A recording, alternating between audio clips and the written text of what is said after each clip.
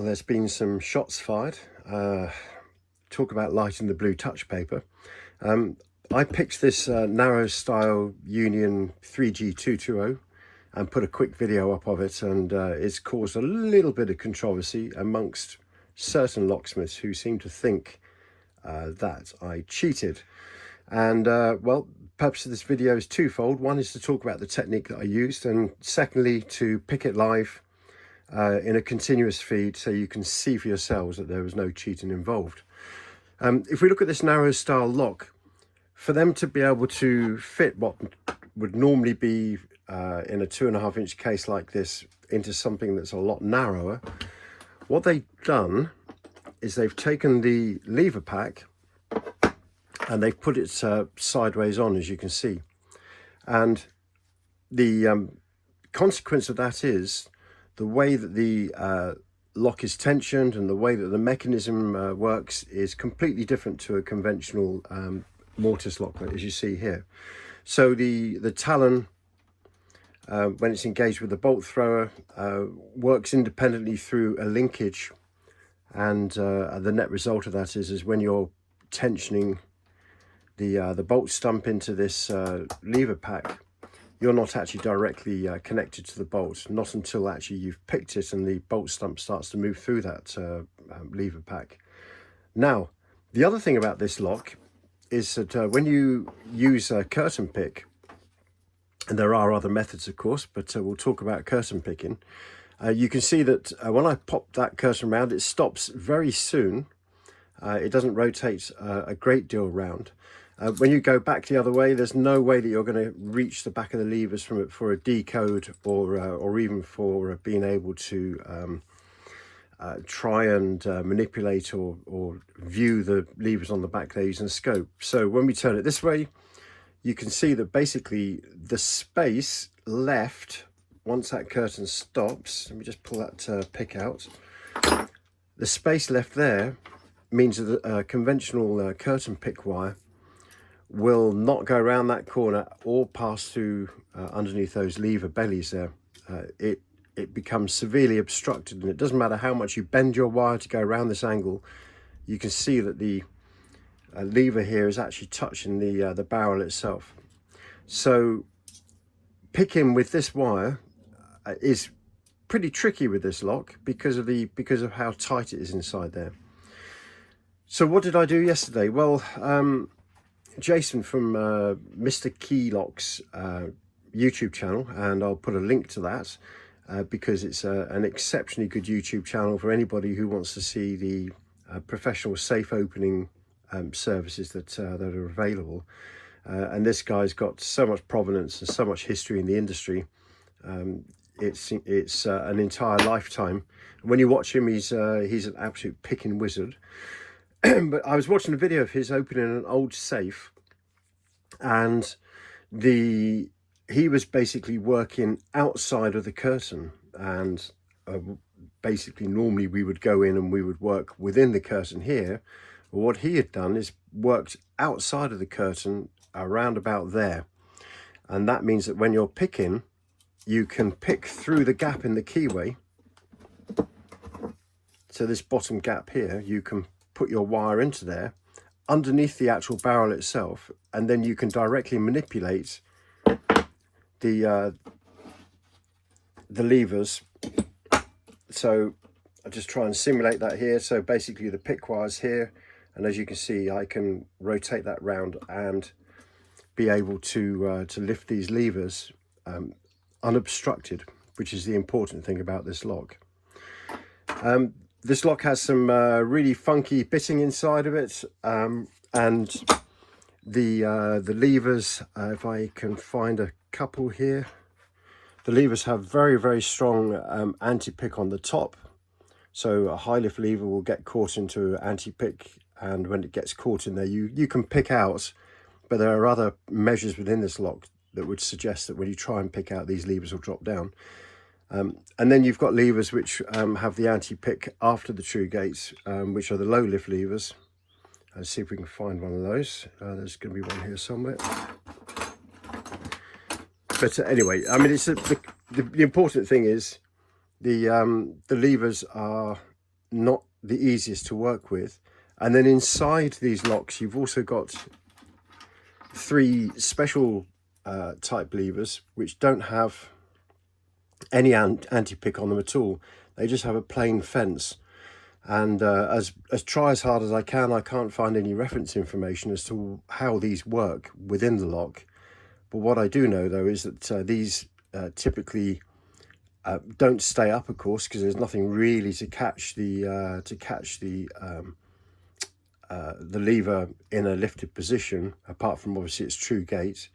And also sometimes when you try and set these after everything else is set, these will then cause the other levers to drop down. So it can be a bit of a balancing match between high lift and low lift levers, and also these plain fenced levers that you get inside this lock, of which there are 3. The interesting thing to note about these is if you look at the front of them, they're all the same height at the front there. And if you compare them to a standard lever inside the lock, you can see the standard levers are a little bit taller. What this means is you can run your pick wire along these and you can actually feel where this lever resides inside the lock. And if you know where it is, you can keep picking or setting a lever and going back to this one and lifting it backwards and forwards so that you don't get in the position where you've lifted all of these and you leave this one till last. So anyway, this is the lock that I picked yesterday. You can see the bitting there. It's quite high and low lift on there. What I'm going to do is I'm going to pop the cap back onto this. Let's just get that to seat on there nicely. Make sure those lever springs aren't in the way. There we go. Let's screw that on. No skullduggery. It's just literally going to be 5 levers in there, and I'm going to pop that in the vise. There we go. That doesn't feel quite right. Let me just do that again. Something's not quite seated properly there. There we go. It was the bolt at the back. Okay, so we now have a lock with 5 levers, the full lever pack inside there. So let's pop that into the vise. And one of the criticisms I got yesterday was it appeared that I wasn't putting any tension on this. Well, when you put tension on this lock, if you look, you can see the bolt remains loose, even though the curtain, the bolt throws in the talon and it's tensioning the bolt stump against the levers. You can see that this is still loose because of that linkage that works inside there. Therefore, when you've picked this lock and when it finally opens, you don't suddenly get a jump back on this bolt, making it look like you've got lots of tension on there.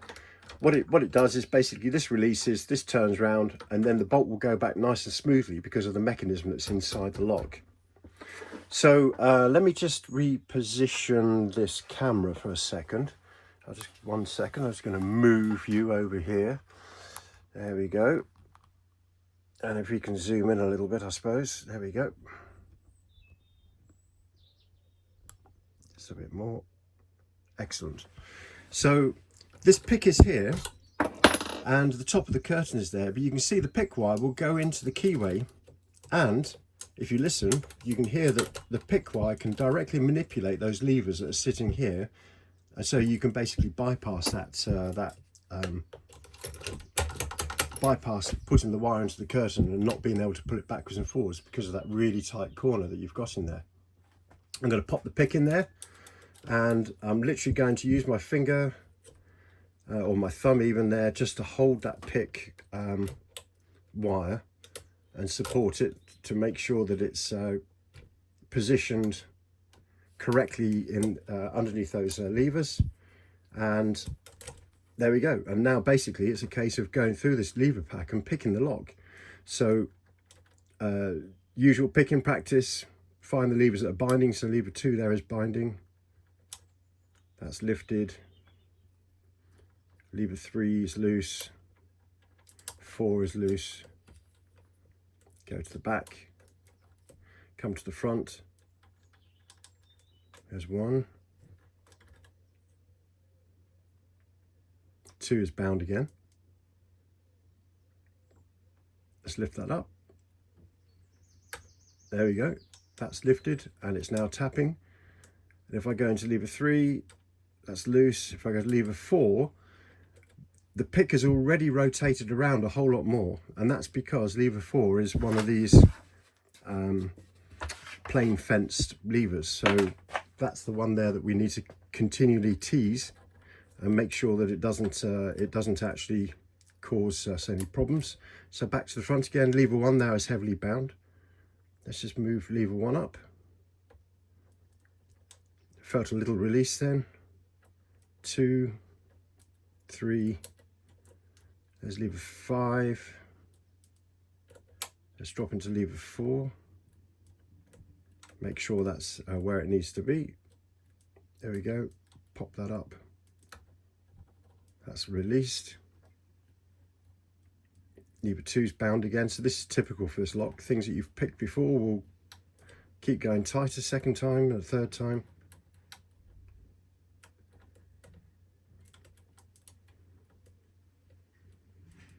The video I did yesterday, I sped it up actually at this point so that you didn't have the boring watching me go through all the levers and pick and pick and pick.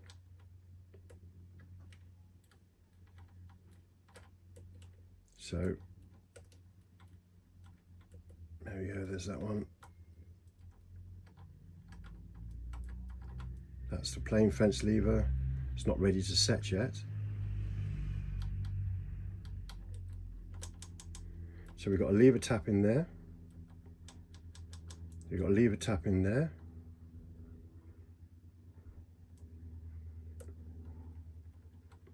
Five and 4 set. So something here is just hung up a little bit and it's hanging. But what you can see I'm doing is I'm obviously just holding that wire and working around and manipulating just the fronts of the levers. So 1, 2, 3 doesn't sound like it's set. 4 and 5. Let's see if we can find 4. 4 is definitely not ready. 3 is tapping. 2 is tight. Now it's tapping. 1, 2, 3, 4. Not getting any reaction out of this lock at all now. So something is just perched probably somewhere. Okay, so it's just jumped into anti-pick. So I'm going to try and work out which lever I've overlifted or underlifted. Lever 1's in anti-pick. 5, 4, 3, 2, 1. Okay, so I'm going to reset the lock and we're going to lift lever 1, maybe not quite so high as what I just did. So let's just reset the pick. Nobody said this was going to be quick. And of course in the video, I can pick this several times and I can get the best pick run and then I can speed it up. But anyway, let's just go through again. There's 2. 2's released. 1, 5, 4, 3, 2, 1's bound now. Yeah, 1's released. Okay, something's dropped. That's probably because I touched 4. 2, 3, 4. That was a nice click and movement then. 2's 2 set, 1 set. There's 3. And there's 4. There we go, we got the lock. So there you go. You've seen the full 5 levers inside there. You've seen me struggle and get that into anti-pick and come out again. But obviously that's now open. We've managed to pick that lock using the space that you have underneath the barrel and curtain there. And I think yesterday I actually picked this lock closed. So, and the way I did that was the reverse basically. So I'm now going to tension it the other way and I'm going to pop the pick in and I'm just going to go cycle through the levers that are bound. I'm going to keep applying tension to it. 2, lever 3, 2, 1, 1, 2, 3. And as you saw yesterday, we managed to pick this closed, which you might think is a stupid skill, because as a locksmith we're going to get people in, but there are times where we need to be able to pick a lock closed on the door. Just working my way through this.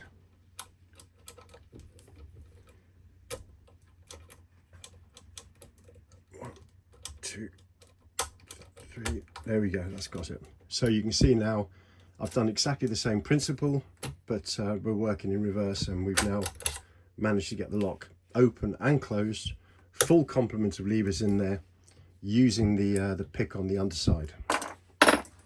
In one take, no messing.